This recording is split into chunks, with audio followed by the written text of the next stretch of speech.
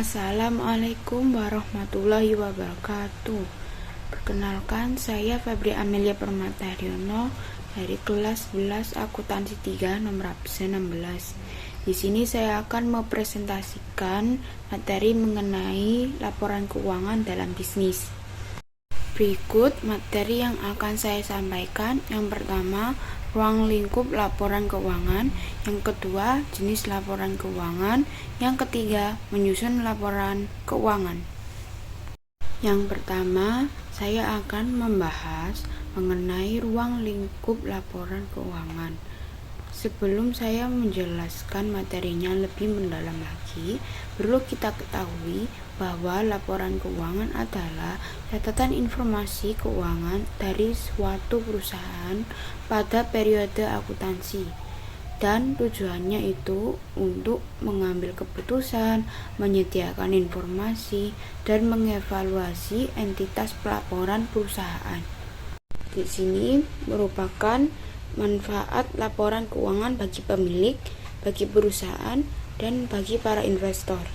Prinsip penyusunan laporan keuangan. Yang A. Prinsip biaya historis. Prinsip akuntansi yang mengharuskan melakukan pencatatan terhadap biaya yang dikeluarkan baik memperoleh barang ataupun jasa. B. Prinsip konsistensi. Dalam proses penyusunan laporan keuangan, metode dan standar yang digunakan sebaiknya diterapkan secara konsisten. Yang C. Prinsip pengakuan pendapatan. Prinsip ini mengharuskan kamu untuk mencatat harta tersebut sebagai pendapatan. Misalnya, jika perusahaan kamu mendapatkan 2 juta dari hasil penjualan inventaris lain, maka artinya selain diakui sebagai harta, nominal tersebut juga harus dimasukkan ke dalam akun pendapatan. Yang D. Prinsip akuntansi periode. Prinsip ini mengadopsi prinsip waktu, artinya laporan keuangan memiliki batasan berupa periode waktu tertentu. E. Prinsip materialitas. Prinsip ini dapat menentukan standar pengoreksian laporan keuangan. Selain itu, laporan keuangan merupakan pengukuran informasi akuntansi secara nominal atau material sehingga memiliki nilai tertentu. Pihak yang membutuhkan laporan keuangan.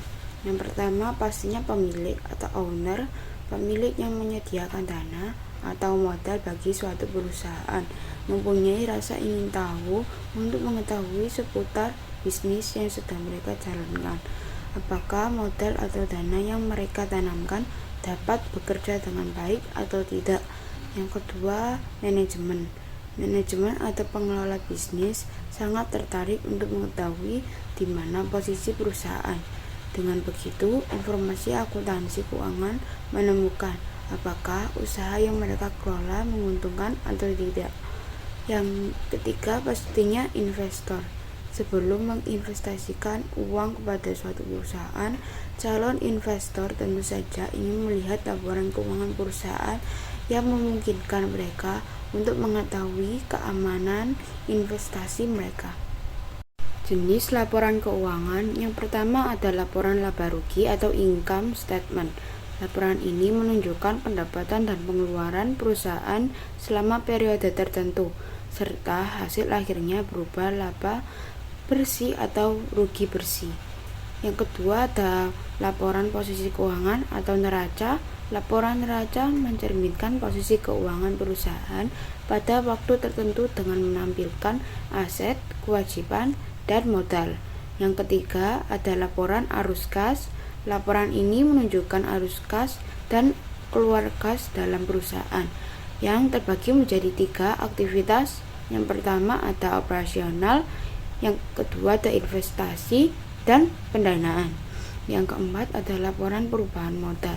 Laporan ini menggambarkan perubahan ekuitas pemilik selama periode tertentu, termasuk laba bersih, dividen yang dibayarkan, atau penambahan modal. Yang kelima ada catatan atas laporan keuangan. Catatan ini merupakan pelengkap laporan keuangan utama yang menjelaskan kebijakan akuntansi, rincian angka dalam laporan keuangan, serta informasi lainnya yang relevan. Menyusun laporan keuangan. Yang pertama, kumpulkan data dan dokumen transaksi seperti kwitansi, nota, dan dokumen pendukung lainnya. Yang kedua, siapkan neraca saldo, posting transaksi dari jurnal ke buku besar, buat neraca saldo untuk memastikan total debit dan kreditnya seimbang. Yang ketiga, lakukan penyesuaian. Yang keempat, worksheet atau lembar kerja adalah kolom yang memuat daftar saldo yang akan mempermudah untuk membuat laporan laba atau rugi, perubahan modal, dan neraca. Sekian presentasi dari saya. Mohon maaf apabila ada salah kata. Wassalamualaikum warahmatullahi wabarakatuh.